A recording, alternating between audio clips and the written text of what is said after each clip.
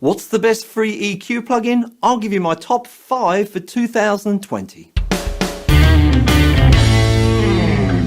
Hi folks, I'm Mike and I hope you're well. Now EQs are one of the most important tools you'll use in the process of creating your masterpiece. And thankfully in 2020 there are heaps of free EQ plugins available to help us improve our sound. And in today's video I'm going to be running through my top 5 free EQ plugins for you to make the decision for yourself. I'll be finishing off with my absolute favorite, but in honesty, all of these are worth downloading and trying out because they all have different advantages. So please do stick around for all of that. But before we do get started, if you like this kind of content, all about home recording, DAWs, gear reviews, plugin reviews, that kind of thing, then please do subscribe and ring the bell on YouTube so that you are notified about my future videos.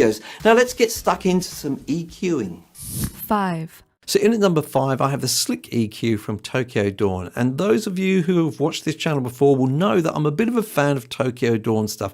I've got all of their free plugins and all of their commercial plugins as well. And what I really like about them is they always give you some kind of a surprise there, something really, really useful. And this is no exception. This has got a couple of surprises. But first of all, let's take a look at the basic operation. So it's a 3-band EQ. So we have controls for the low, mid and high bands here. Now there's no graphic display there of what's going on. There's no spectrum analyzer and you can't push nodes around like you can on some other EQs. This is much more like an old-fashioned analog style EQ. Now if you're put off by that, if you find that confusing to use, I encourage you to download something like this, or even specifically this, and give it a go because it's really going to train you to use your ears rather than use your eyes all the time when you're doing EQing. Now the basic thing that you need to do is select a frequency, like I would select something like 100 here, and then you can either boost or reduce that particular frequency using the gain control. Now also for the low and the high frequencies here, we've got a couple of different types of slope here. There's a shelf here and then there's also a bell curve here. So they've got a different nature to them. And then you also have this high pass filter for the bottom end here. So you can cut out that low rumble. You just select a frequency and it will slope off and cut off things below that frequency. So those are your basic controls. So you would be, say, listening to some drums like this, and you might want to boost the high frequencies. Somewhere in the high frequencies, we'll have a listen to that. That's really pulling out those hi-hats. And let's give that kick drum a boost.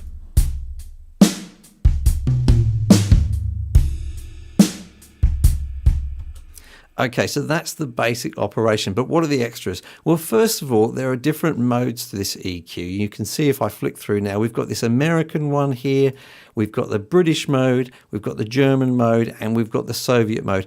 And all that does is it changes the nature of those curves. There's lots in the documentation about this, which gives you a bit more detail, but essentially it changes a lot of the nature of the slope, how steep those curves are, the nature of the curves. So that gives your EQing a different characteristic.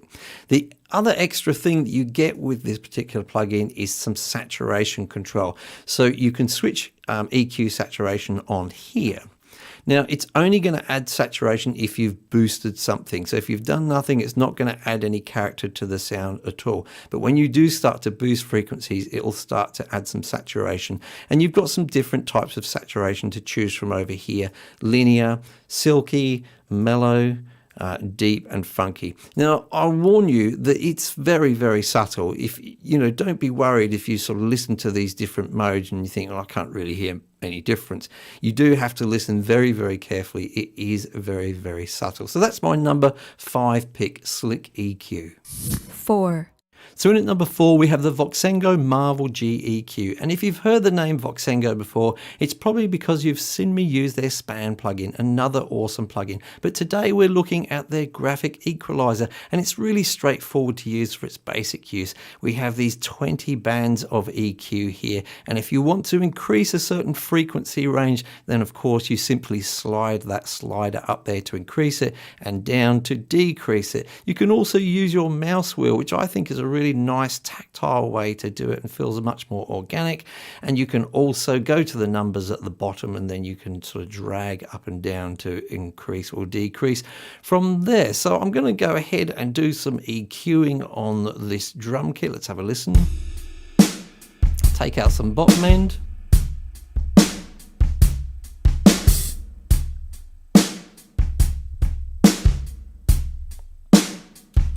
Okay, so you can see the basic operation there. There's some handy little features. If we use this feature here and drag up and down, we can see we can actually just scale our changes there in the EQ. And we can also hit the inverse button to do this. Now you might be wondering why we want to do that. Well, that leads me nicely onto another feature they have here, which is the group feature. And I'll show you what I would use the group feature for.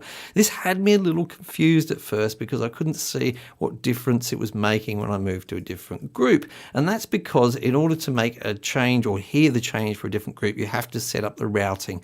So you go to the routing at the top. And what I'm going to do is for the first sort of group here, I'm going to set it to group 2 for this output here, C, which happens to be one of the outputs here, which is my left output. Then I'm going to set group 3 to output D, which is my right output. So now I can use this equalizer to equalize the left and the right channels differently, which is actually quite a handy feature, especially when you're working on widening the sound of a stereo track. So let's go ahead, for example, I'm working on group 2. I'll make the same kind of changes I made before. I'll play so you'll be able to hear this will only be happening in one side. So I recommend using headphones or decent speakers.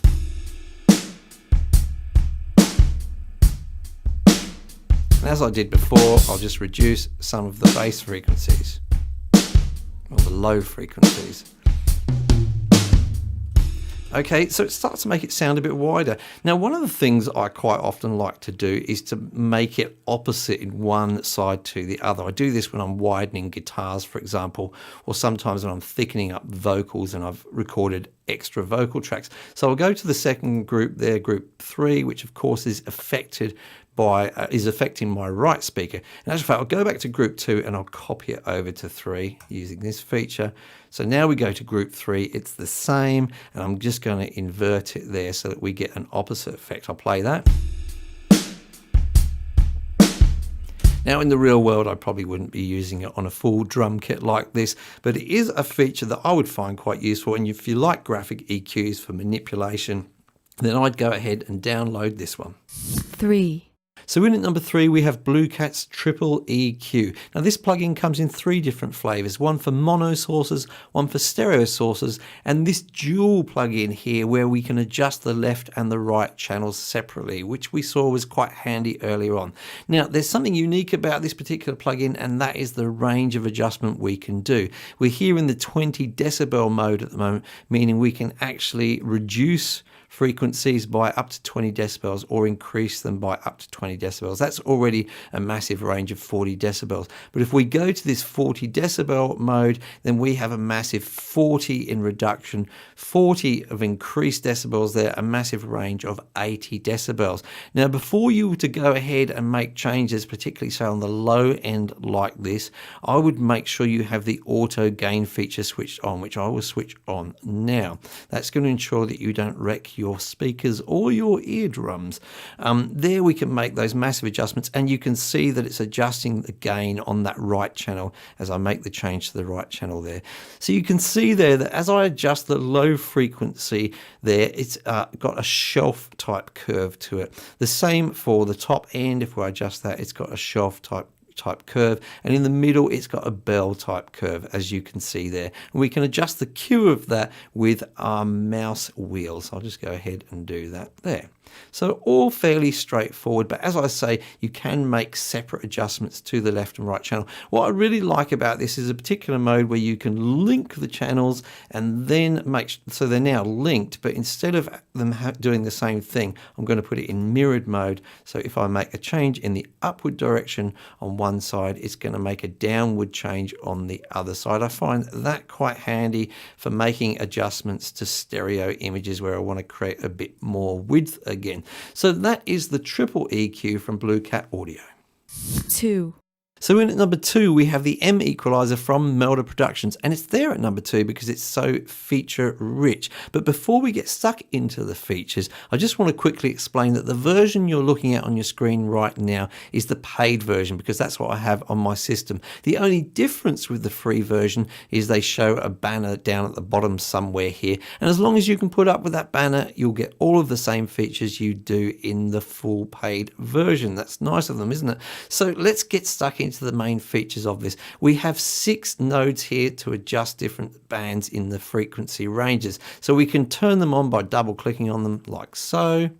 Just go through and turn all 6 on, and then we can drag them around as you'd expect. We can adjust the Q with our mouse wheel like so, or we can move these lines in and out. In addition to that, if we right click on a node, we get lots of options there for different types of curves and all that kind of thing. Now, if I've got one criticism of this plugin, it's the way they've kind of hidden this away there. I think they could have put in some of these options on the main interface, but it's free after all, so I won't complain too much, and I'll close that off. Now, this is the first one that we've actually seen where it actually has an analyzer on it. So I'll switch that on and play my drums. And you can see the difference there with that analyzer, which the adjustment of that 4th node has made. So it's nice to get that visual cue. We also have a sonogram over here. I'll switch that on, switch the analyzer off. Not something I use much, but you may use it. I'll switch the analyzer back on. Some of the other features that we have are things like the areas feature. So if we switch that on and go to drums, we get this kind of a map there of where the different drums lie in their different frequency ranges. So that's kind of handy if you're just starting out. And one thing I really like is the auto listen feature. I'll switch that on, and then as you drag a node around and you're playing your music, it solos that node. Let's have a look at that.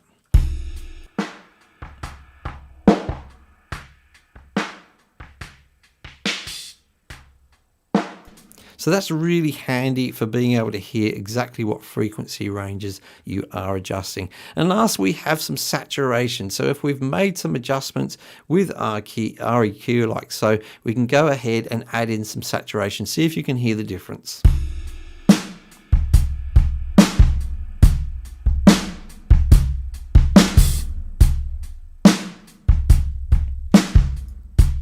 So that's a number 2 pick, MEqualizer from Melda Productions. 1. So in at number 1 is Nova from Tokyo Dawn. Again, I really do love their products, and I've chosen this one because it's got a particular feature which I really do like on this, and we haven't seen that on the other plugins. We'll get to that in a moment, but let's look at the basics first off. It's got 4 bands here in the main that you can adjust, and as you'd expect, you can just drag them around like so, or you can change them down the bottom using the knobs like so to adjust the gain there, the Q, or the frequency. You can also adjust things like the Q with your mouse wheel like so, and you can also either change the type of curve using your right mouse button to cycle through them like so, or you can also do it down here as well. So there's a couple of different ways of kind of using that interface. As well as those 4 bands there, we also have a high pass filter and a low pass filter, which I'm switching on there. You can drag those around like so, and you can also adjust things like the slope. So we'll make it really aggressive there like so. Really handy things to have as well. As well as that, we also have an analyzer. So if I switch the analyzer on and we play some music, let's have a look. I'll make some changes. There you go.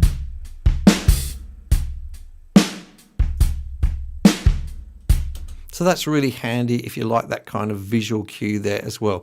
So what I really like about this particular plugin is the fact that it's a dynamic equalizer. Now, if you don't know what that is, it means that we've actually got a compressor on each of these nodes that we've got here. Now, it's a little bit like a multi-band compressor, but a little bit more detailed as well, I'd say, in some ways. I find this feature really handy. But first of all, let's take a look at how we use it. So if we take a node like this, we'll just pop it up there like so, and I'm just going to turn the threshold button on there, and that turns on the dynamic EQ for that node. So just like a compressor, we can start off by adjusting the threshold. Now I'm going to play the song or the drums. You can see on some of those snare hits there, it starts to compress that frequency a little bit. Let's have a look again.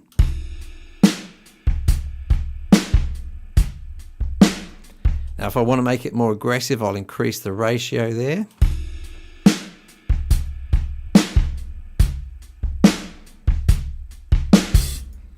And then I've got things like attack and release. So if I wanted to grab it and then release it quickly, then I'll lower that attack down there and I'll lower that release.